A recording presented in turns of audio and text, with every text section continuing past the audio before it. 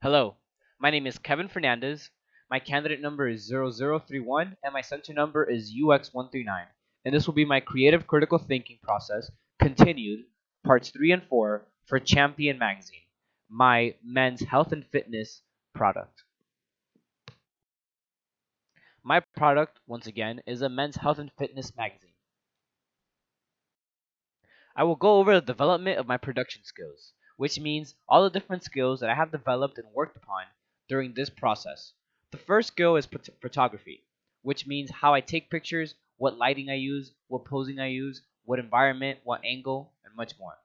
Then comes the editing, the special effects, and the manipulation of photos. Then comes design, which includes the layout and where I put what in the magazine or the final product. Then comes blogging, which basically means how I record all of my research, how I record my process, and much more. And finally, planning. What skills did I develop in planning, such as thinking ahead, time management, and much more? I will start with photography.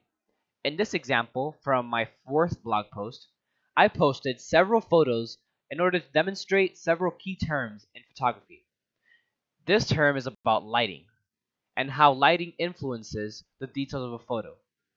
Here I point out how, because the sun is hitting me from my front side, you can see a much better definition of my muscles, and therefore adds more detail and more attractiveness and more appeal to the photo. This is something that I had already planned on doing for my actual final product. Because if, for example, I would have done a photo with my actor or my model with terrible lighting, their muscles would not stand out or be as attractive. So this is one example of how my photography skills improved. Still in blog post number 4, this is another example of how I studied and researched and practiced photography. In this example, I used a low angle, where the camera is under the subject, or in this case myself, to make the subject, or myself, appear greater, superior, tougher, and stronger. Keywords in my product, which is a men's and health fitness magazine. Here, not only is there lighting, which I previously mentioned, hitting my arm and adding better contour and detail to my arm, making it seem more appealing and more attractive, but still, the angle is placed under me, making me seem almighty and taller and superior. Also, my posing with a serious face and my muscles standing out in front of it holding a weight also adds masculinity to the photo, which is another skill that I developed in photography. Here, just to show how I put these together, I use this picture that has great lighting, shows the contour lines on his legs and on his arms, and it's a low angle as well. And this right here is what my mother took of me while I took this picture. It's a behind the scenes picture, and this was the product. This is an example from the actual final product of my magazine. In the table of contents, I included this picture of my model, Enrique, where he is actually leg pressing in a machine at the gym. Here we can see many of the photography skills that I learned. First, the great lighting and the low angle allows for a great definition of his legs here, with very muscular features, adding to the overall appeal of the magazine and, of course, credibility, because it's showing him as a very powerful and strong man. The low angle, of course, makes him seem superior, rather than it would have if it would have been a higher angle, it would have made him seem smaller and less mighty. Moving on to editing, I use this example from my actual final product feature spread. I included a picture of Enrique, my model, boxing, but to add to the overall strong and powerful effect, I blurred the background. In fact, the effect is called a motion blur, which I use Photoshop to do. So, this is a reflection of how my editing skills improved, because I realized, hey, this picture looks too bland by itself. Let me add a powerful sense into it by making the audience feel like if he's knocking this back so hard, everything around him is moving. Another editing technique that I used here was the removal of a background. This right here is the original photo with a white wall behind my model, Enrique. And with Adobe Photoshop, I was able to click it with the magic wand tool and then remove the background, changing it to this, for example, this very dark gray background, which has to do with the editing and manipulation of photos. Moving on to design, there are 4 subjects I want to touch upon: the actual research of the design, the sketches and the planning, experimentation, which is actually messing with it around and picking and making a final decision of what I'm going to do, and of course the final product. On the actual research part, I had several blog posts, such as blog post number 10, where I analyzed the covers of many magazines in my genre, which is men's health and fitness. This is actually a screenshot of my blog, which is blog post number 10 again. And here are the notes that I noticed. How, for example, in the cover, the head covers the masthead, or there are slightly more cover lines in this one than the others. And here's a sketch that I made of this cover. Now, this is the sketching part, the planning part. This is a tentative cover based off the research that I have already done. So, just like the other one, here we see a masthead, but here I noted how the feature would cover the masthead, and how I would put a cover line here, how I would put a cover line here, and leave some space here, but make a comment here, or make a subtext within a shape here, and all this has to do with design and the layout that I choose for my magazine. So, moving on to contents, now in blog post number 12. I did many, but just to point one out, this is also another screenshot from my blog where I analyzed the table of contents from an issue of Muscle and Fitness. Here, one feature that I noticed was that the feature is centered by the rule of thirds, right about here, which points out his chest, which is a good design feature because it doesn't matter where I take the photo, I can move his body around anywhere and have him centered where I want, which relates to design. Then you can have the masthead appear right over here like they have it. Right here they have sections in the bottom, which is another design feature or decision that has to be made, which I actually did do. I did include sections in mine. Now, after the research, I went ahead and also created a sketch. However, my final product had nothing to do like my sketch. But that's good. That just means that I didn't like my original design, and I made progress and I picked a different one. Here, in my design, or my planned layout, I plan to have a heading with some titles and page numbers, then the feature spread heading, some blank space here, and another large feature here. Then, I also did the same thing with a feature spread from many different magazines, such as Men's Health or Men's Fitness, and I sketched my own to do with planning. Here I would have some blank space, some text, have a model right over here, and some other images and some text. Another thing with design had to do with actually testing the different possibilities for my magazine. I had the option of designing my magazine with a light blue background, which looks terrible for a men's health and fitness, or a slightly lighter gray than this one, or just a white background. Now, most magazines use a black, gray, white, or a gradient background. But messing around with these designs and practicing and experimenting, like I said I did, I chose that this was going to be the best one because it matched with his clothes the best. This would have been my second pick. Another design that I experimented with was different types of mastheads I could use. Now this actually comes also directly from my blog, and you can see here that I was experimenting between having a gray masthead, which I didn't like too much, but it wasn't all that terrible. This blue one is very rare. In fact, I barely ever saw a blue masthead, and that's why I didn't use it because it just didn't fit my eyes that much.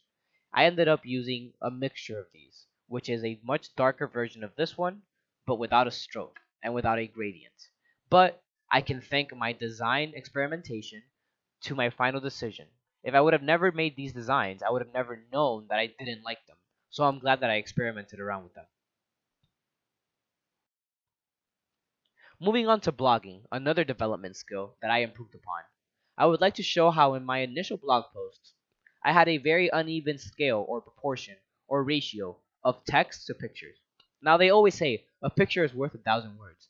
And this right here in blog post number 18, I show my previous experience with Photoshop. However, instead of actually showing it, it felt more like if I was actually just talking about it and showing only two examples. As I outlined here, there was about 4 blocks of text. One, two, three, and then four, and only 2 pictures. Now, improving, I moved on to having a much better ratio from text to picture. I had a block of text, a picture, a block of text, a picture, a block of text, a picture. This not only shows better progress and better development and shows the process into a more in depth version, but it also makes the blog more entertaining which is a very, very important skill to have when you're blogging because no one wants to read a blog if it's going to be boring or full of just text. A picture really is worth 1,000 words. And now this last skill that I would like to touch upon is the actual planning. Now, this is one of my favorite ones because I love thinking ahead, I love planning, and I'm a very good organizer. In blog post number 17, I outlined how before I went to my mom's gym, I had already pictured where I wanted each photo shoot to take place, whether it be in this racquetball room or whether it be by the machines. Right here, I realized how I would want my mom to be next to me because I realized that I am not a professional photographer. So I had already planned for my mom to be next to me and take pictures of me taking pictures of my model so I can put those on my blog as well as let her or the model give me tips. Then I showed how my first priority or the first step that I would have, again, this was part of the plan, was to capture potential front cover and table of contents pictures, of course, in the racket room that I had seen the last time I had gone to the gym. Also in blog 17, I also planned how my actor would bring several changes of clothes to add a variety in the photos of what he's wearing, as well as his pair of boxing gloves. Rather than having him show up on that day with the same pair of clothes for each photo, and then he doesn't even bring any extra equipment, it would have been a very boring photo shoot. Rather than what I actually did, and what was successful was that I thought ahead and I let him know to bring anything that he needs, such as a pair of gloves, to make it a more interesting photo shoot. Luckily, with my amazing planning, I was able to put together an ideal, like I said in my blog, photo shoot. It was exactly what I was looking for. The photos were perfect, in my opinion, and they were exactly what I wanted for my blog and for my final product. I will now speak about how I integrated technology, which includes software, hardware, and other online tools, to create my final product. Integration means mixing it all together and having them work together, not just using one independently. Naming it off the top of my head, I used Adobe Photoshop, InDesign, my Apple iPhone, Prezi, which is an online presentation creator, Blogger, which is where I recorded my process, YouTube, which is where I uploaded a lot of presentations, Snipping Tool, and PowerPoint. To begin with, Blogger.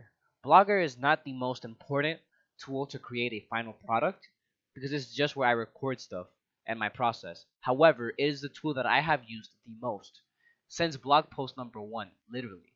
It has been there throughout the entire process.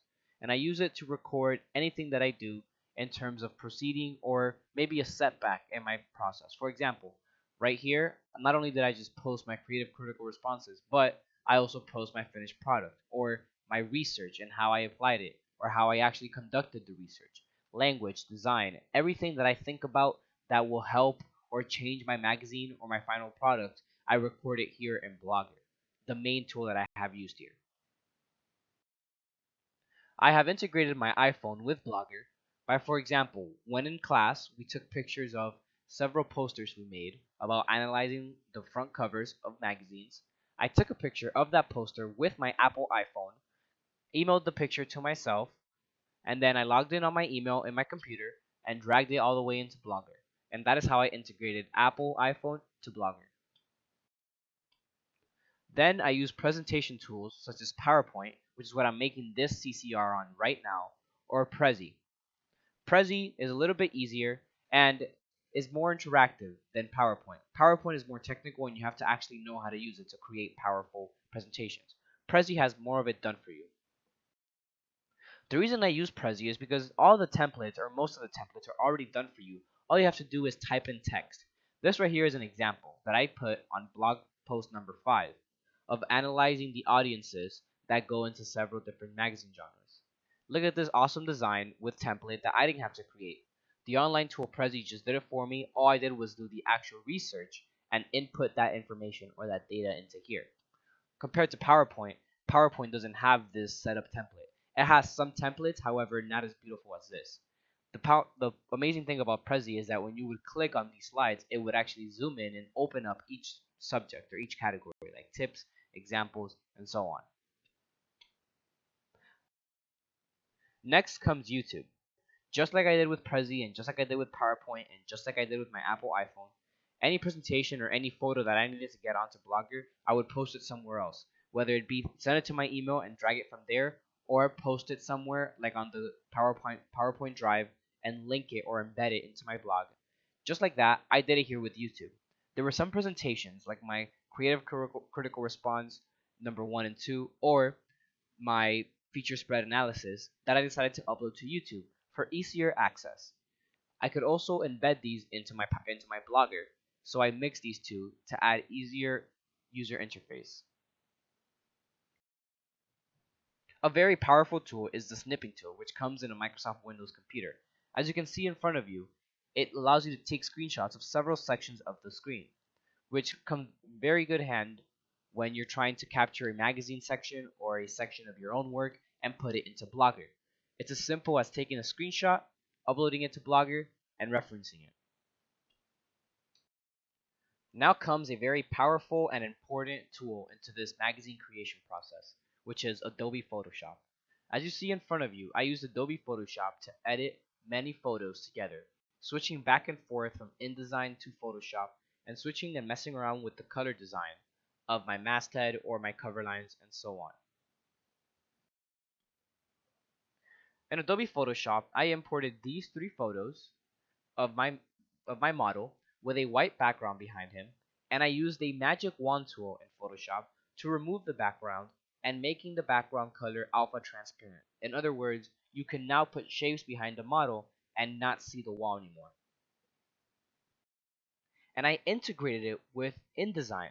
As you can see here, that same photo from the previous section is right here except with a different background now. A completely shadeless white background, no actual wall, just a white background, and that's all thanks to mixing or integrating Adobe Photoshop with InDesign, cutting the background off in Photoshop, but now putting it here to put the magazine together.